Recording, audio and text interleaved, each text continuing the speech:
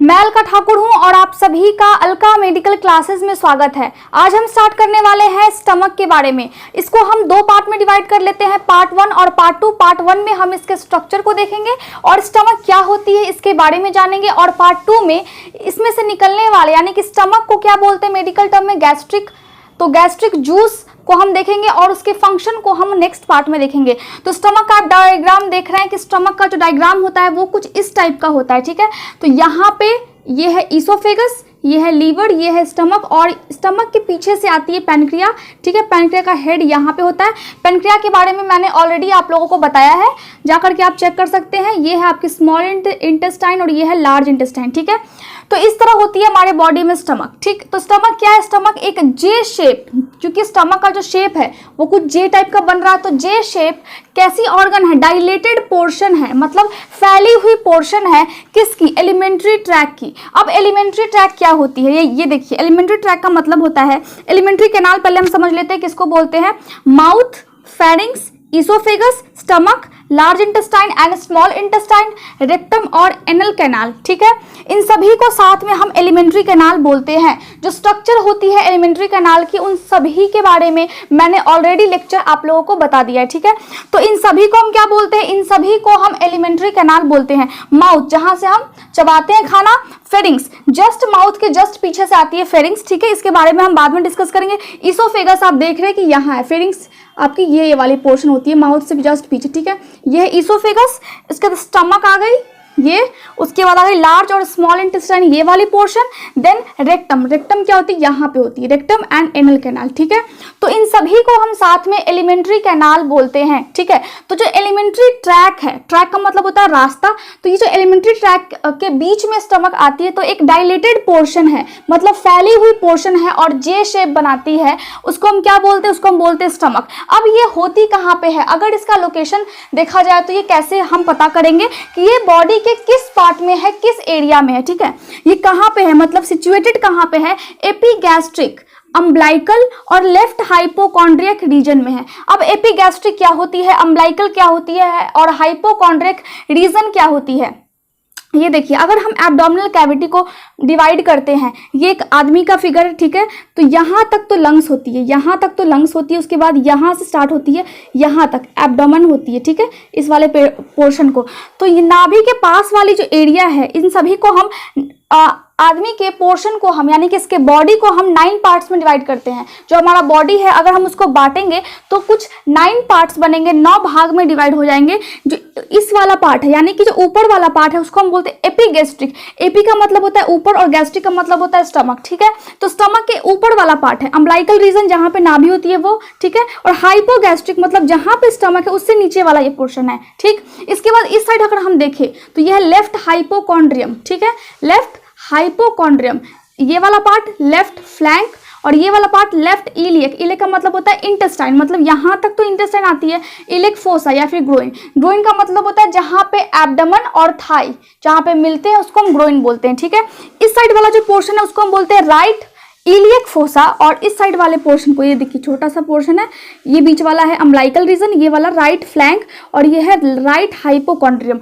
तो इसको आपको याद करना पड़ेगा, ठीक है। तो इन सभी को हम 9 पार्ट्स में डिवाइड करते हैं। तो स्टमक कहाँ पे होती है? एपिगैस्ट्रिक। तो एपिगैस्ट्रिक कहाँ पे? ये देखिए, ये है स्टमक का जो कुछ पोर्शन है वो इस वाले रीजन में आता है, इस वाले एरिया में आता है। अम्ब्लाइकल मतलब नाभि वाले पोर्शन में, ये बीच वाले पोर्शन में आता है। स्टमक स्टार्ट इस टाइप से होती है यहाँ से, तो इस वाले पोर्शन में भी आता है। और लेफ्ट हाइपोकॉन्ड्रियक मतलब इस वाले पोर्शन में भी इसके कुछ पार्ट आते हैं। तो स्टमक का जो लोकेशन है वो कहाँ पे हो जाएगा? Epigastric, umbilical, left hypochondriac region, ठीक है। किसकी? एब्डोमिनल कैविटी की, क्योंकि यहाँ पे एब्डोमिनल कैविटी को ही डिवाइड कर रहे हैं, यहाँ से यहाँ तक तो एब्डोमेन की कैविटी है, लेकिन एब्डोमेन के ऊपर को हम क्या बोल रहे हैं? एपिगैस्ट्रिक रीजन, और नीचे वाले को हाइपोगैस्ट्रिक। तो लोकेशन कैसी होगी? लोकेशन जैसा मैंने आपको बताया भी, एपिगैस्ट्रिक, अम्ब्लाइकल और हाइपोकॉन्ड्रियक रीजन हो गई, ठीक है। तो यहाँ पे स्टमक आपकी है। अब हम स्टमक के स्ट्रक्चर को देख लेते हैं कि आखिर जो इसका स्ट्रक्चर है, बनावट है, वो किस तरह से हमारे बॉडी में ये रहता है और इसकी बनावट क्या है, ठीक है। तो स्टमक कैसे नीचे की तरफ आता है? देखिए, ईसोफेगस, ये जो ईसोफेगस है उसके बाद ये डायलेटेड मतलब फैल करके नीचे की तरफ जे शेप बना करके और फिर ये इंटेस्टाइन में मिक्स हो जाता है, मतलब इंटेस्टाइन से फिर आगे चला जाता है। अब इंटेस्टाइन का जो पहला वाला पार्ट होता है उसको हम बोलते हैं ड्यूडेनम, ठीक है। तो इंटेस्टाइन के बारे में अभी हम इस लेक्चर में नहीं पढ़ेंगे, इस लेक्चर में हम सिर्फ स्टमक के बारे में पढ़ रहे हैं। तो ये आप जान लीजिए कि ड्यूडेनम क्या है। ड्यूडेनम इंटेस्टाइन का पहला वाला पोर्शन है जो स्टार्टिंग का स्टार्ट होता है, मतलब स्टमक जैसे ही खत्म होता है उसके बाद ड्यूडेनम जो कि स्मॉल इंटेस्टाइन है उसका पार्ट स्टार्ट हो जाता है, उसको हम बोलते हैं ड्यूडेनम, ठीक है। तो यहाँ पे स्टमक जब नीचे की तरफ आता है तो इसोफेगस से नीचे की तरफ आता है, उसके बाद यहाँ पे क्या है, यहाँ पे इसोफिजियल स्फिंक्टर है, लोअर इसोफिजियल। लोअर का मतलब है जो इसोफेगस का नीचे वाला पार्ट है वो, और इसोफिजियल मतलब इसोफेगस, ठीक है। उसका स्फिंक्टर, स्फिंक्टर का मतलब होता है यहाँ पे एक इस तरह से निकली हुई रहती है स्ट्रक्चर, बनावट निकली हुई रहती है, ताकि जो स्टमक का जो गैस्ट्रिक जूस है, जो HCl है और जो इसमें कंटेंट मतलब कि इसमें जो खाना हम खाते हैं अगर वो इसमें है स्टमक में तो वो ऊपर की तरफ ना जाए, इसीलिए यहाँ पे एक छोटा सा स्मॉल सा स्ट्रक्चर होता है जिसको हम बोलते हैं लोअर इसोफिजियल स्फिंक्टर, ठीक है। उसके बाद नीचे की तरफ होता है पाइलोरिक स्फिंक्टर। पाइलोरिक का मतलब होता है कि सबसे पहले जान लें कि जो स्टमक होती है उसको हम 3 पार्ट्स में डिवाइड कर देते हैं। 3 पार्ट्स में मतलब 3 रीजन में। कैसे? The fundus, body and pylorus. Fundus हम किसको बोलते हैं? ये जो पोर्शन है, ये वाली पोर्शन, इसको हम फंडस बोलते हैं। ये बीच में बड़ी सी पोर्शन जिसको हम बॉडी बोलते हैं, और नीचे ये जो ब्लैक कलर की मैंने लाइनिंग बनाई है इसके बाद ये वाली पोर्शन, इसको हम बोलते हैं पाइलोडस। तो जो पाइलोडस है उसके लास्ट में ये इस तरह की स्ट्रक्चर निकली हुई रहती है ताकि इसमें का जो खाना है वो इधर ना आ पाए, वो इंटेस्टाइन में छोटी आंत में ना आए, ठीक है, इधर ना आए और इसको ये रोक करके रखे, ठीक।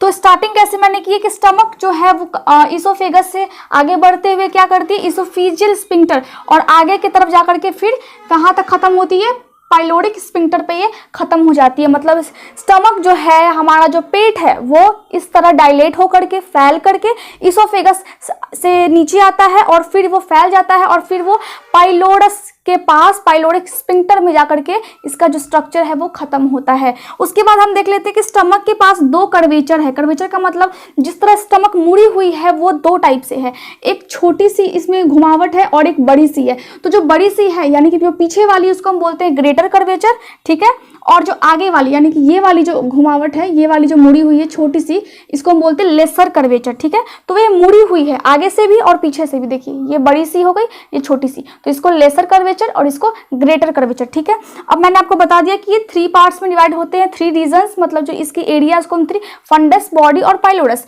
ये जो पाइलोरिक स्फिंक्टर है, अगर हमारे पेट में खाना होता है और उसका डाइजेशन मतलब पाचन की क्रिया अगर स्टार्ट रहती है तो ये वाली जो स्फिंक्टर है, पाइलोरिक स्फिंक्टर, ये बंद रहती है। ये टाइटली क्या करती है, ये टाइटली इसको बंद कर देती है, इसको ब्लॉक कर देती है ताकि खाना इधर से छोटी आंत में ना जाए। लेकिन अगर हम भूखे रहते हैं, खाली पेट रहते हैं, तो यहाँ पे ये जो पाइलोरिक स्फिंक्टर है ये फिर रिलैक्स करती है, आराम करती है और ये खुली हुई रहती है। खुली हुई मतलब इस टाइप से खुली हुई रहेगी, और जब बंद कैसे होगी, बंद होगी तो यहाँ पे इस टाइप से दोनों जुड़ करके बंद हो जाएगी, ताकि जो भी इसमें खाना है, जो भी इसमें पाचन की क्रिया हो रही है, उसके जो भी कंटेंट है, फूड के जो भी कंटेंट है, वो बाहर इधर पास ना हो सके। चलिए अब हम स्टमक के वॉल को देख लेते हैं, मतलब स्टमक बाहर से और अंदर से किस लेयर की बनी है, किस टाइप के टिश्यू यहाँ या फिर किस टाइप के जो फाइबर्स होते हैं। फाइबर्स का मतलब होता है, फॉर एग्जाम्पल अगर ये मेरे हाथ है तो पीछे से स्किन कुछ अलग टाइप की है और अंदर से कुछ अलग टाइप की है। तो सेम इसी तरह स्टमक है, इसकी बाहर की जो स्किन है वो कुछ अलग होगी, मतलब बाहर की जो लेयर है वो अलग टाइप की होगी, और अंदर की यानी कि स्टमक को अगर खोल देंगे तो अंदर की जो लेयर होगी वो कुछ अलग टाइप की होगी। अंदर की परत अलग होगी, बाहर की भी परत अलग होगी, ठीक है। तो जो वॉल होती है, वॉल का मतलब होता है दीवार, तो बाहर की परत और अंदर की परत की बात हो रही है, तो वो 2 टाइप की होती है, ठीक है। बाहर जो होती है वो है मसल लेयर की बनी होती है, ठीक है, मसल लेयर, और अंदर जो बनी होती है वो म्यूकोजा की बनी होती है। तो अंदर जो बनी होती है वो म्यूकोजा की बनी होती है और बाहर जो है वो मसल लेयर है। तो मसल लेयर में भी कौन सी मसल लेयर है, ये है स्मूथ मसल फाइबर। स्मूथ मतलब चिकनी मसल लेयर की बनी हुई है, ठीक है, स्मूथ मसल फाइबर्स की ये बनी हुई है। अब इसमें भी टाइप्स है, इसमें टाइप्स कैसे हैं? लॉन्गिट्यूडनल फाइबर है बाहर की तरफ, ठीक है, यानी कि बाहर में भी ये ऊपर से परत देख रहे हैं तो ये वाली जो है फंडस, इसमें है लॉन्गिट्यूडनल फाइबर्स। जो बीच वाली बॉडी है ये वाली पोर्शन उसको बोलते हैं सर्कुलर फाइबर्स। इसमें जो फाइबर्स है, जो स्मूथ मसल्स के फाइबर्स है, उसकी जो स्ट्रक्चर है वो सर्कुलर मतलब गोल गोल है, और लॉन्गिट्यूडनल मतलब लंबी सी है, ठीक है। फाइबर इस टाइप की है, फाइबर लंबी सी इस टाइप की स्ट्रक्चर होगी, ठीक है। सर्कुलर मतलब इस टाइप की होगी, इस टाइप की, अगर स्किन की वो होगी फाइबर की तो इस टाइप की होगी, ठीक है, जो उसकी स्ट्रक्चर होगी। अगर हम माइक्रोस्कोप में देखेंगे तो लॉन्गिट्यूडनल नाम इसलिए पड़ा है क्योंकि ये लंबा होगा, ठीक है, और सर्कुलर मतलब ये इस टाइप से बनी होगी। तो इस टाइप से जैसे स्टमक ऐसे मुड़ रही है तो यहाँ पे इस टाइप से बनी हुई है, ठीक है। और नीचे क्या है? नीचे ओब्लिक फाइबर। ओब्लिक कैसा होता है? अगर हम कोई वर्ड लिखते हैं तो हम ओब्लिक देते हैं ऐसे तिरछा, तो यहाँ पे जो पाइलोडस है वो कैसे है? वो ऐसे ओब्लिक, ऐसे ऐसे, ठीक है।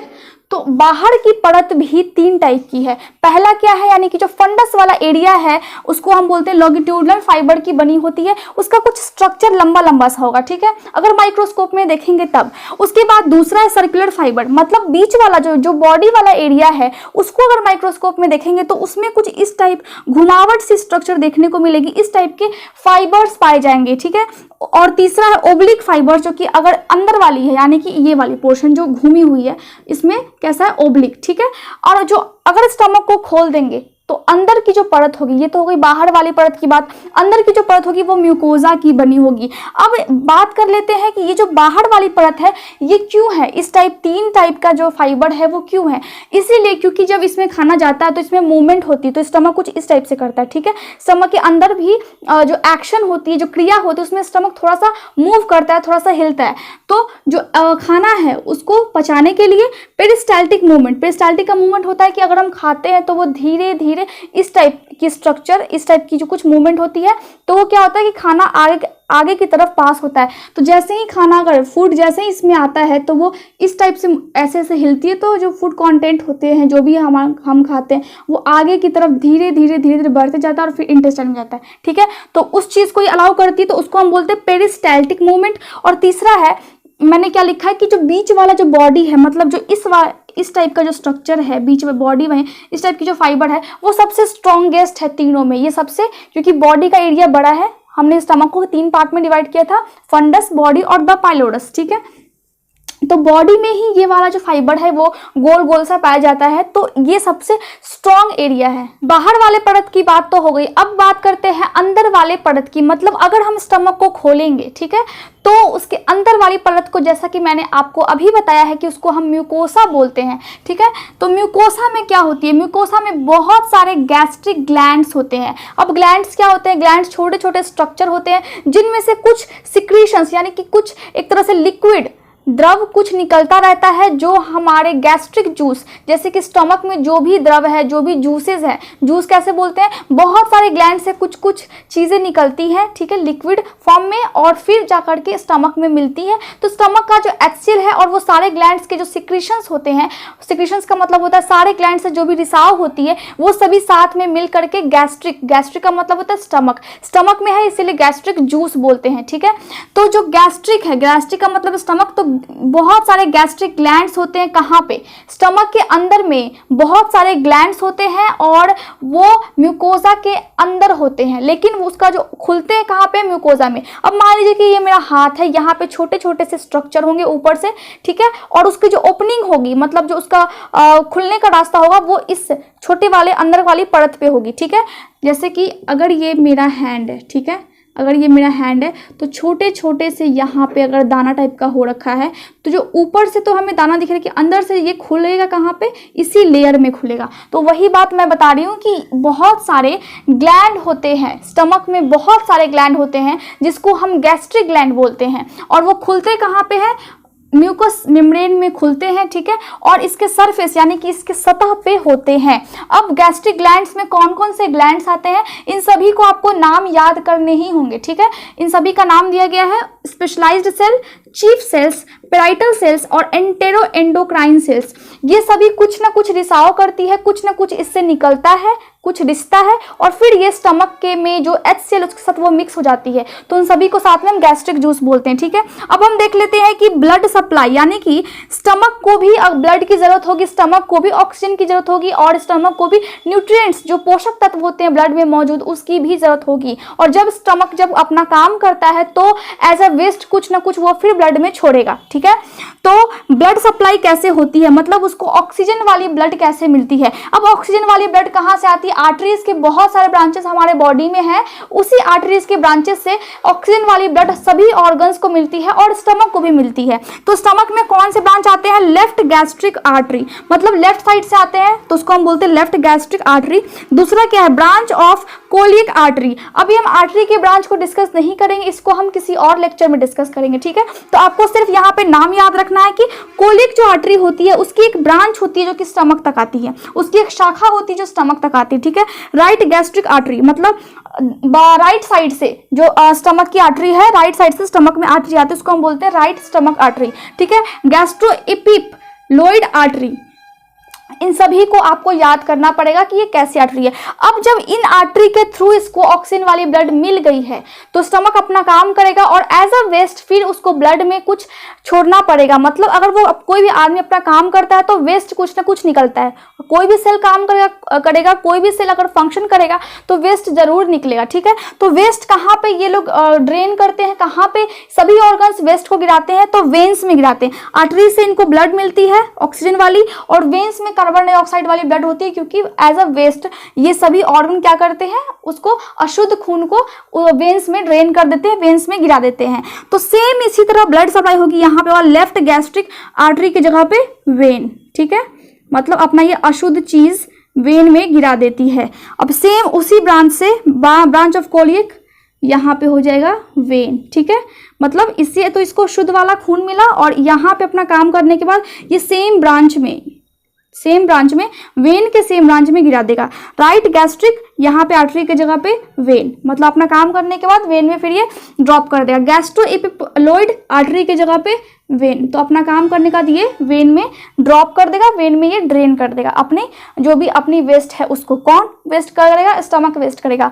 और ये जो सभी वेन है, ये सभी ब्रांच साथ में कहाँ पे अपने वेस्ट को ड्रॉप करेंगे, कहाँ पे वेस्ट को अपने ड्रेन करेंगे, कहाँ पे गिराएंगे, तो लीवर में एक होती है पोर्टल वेन, लीवर में मौजूद होती है पोर्टल वेन। तो ये जो सभी वेन है सब साथ में कहीं ना कहीं ऑर्गन्स के पास से दूर जाकर के साथ में मिलती है और सीधे पोर्टल वेन में अपने वेस्ट को गिरा देती है। अपने जो क्या बोलते हैं, अपने जो पदार्थ होते हैं जो उनके लायक नहीं है, क्योंकि ऑलरेडी वो ऑक्सीजन ले चुके हैं, उसके बाद अपना काम कर चुके हैं और फिर वो वेस्ट को पोर्टल वेन में गिरा देते हैं और फिर चली जाती है वो हार्ट में शुद्ध होने के लिए। अब हार्ट में जाती है, फिर हार्ट उसको लंग्स में भेजता है ऑक्सीजन के लिए। तो ये सभी प्रोसेस चलती रहती है। आज का लेक्चर में हमने क्या पढ़ा है, आज के लेक्चर में हमने पार्ट 1 को पढ़ा है। पार्ट 2 में हम गैस्ट्रिक जूस, ठीक है, ये सभी क्या करते हैं, ये सभी कुछ ना कुछ रिसाव करते हैं और फिर गैस्ट्रिक जूस बनता है। तो उस गैस्ट्रिक जूस के बारे में हम नेक्स्ट पार्ट में आए, यानी कि हम पार्ट 2 में पढ़ेंगे और स्टमक का क्या फंक्शन होता है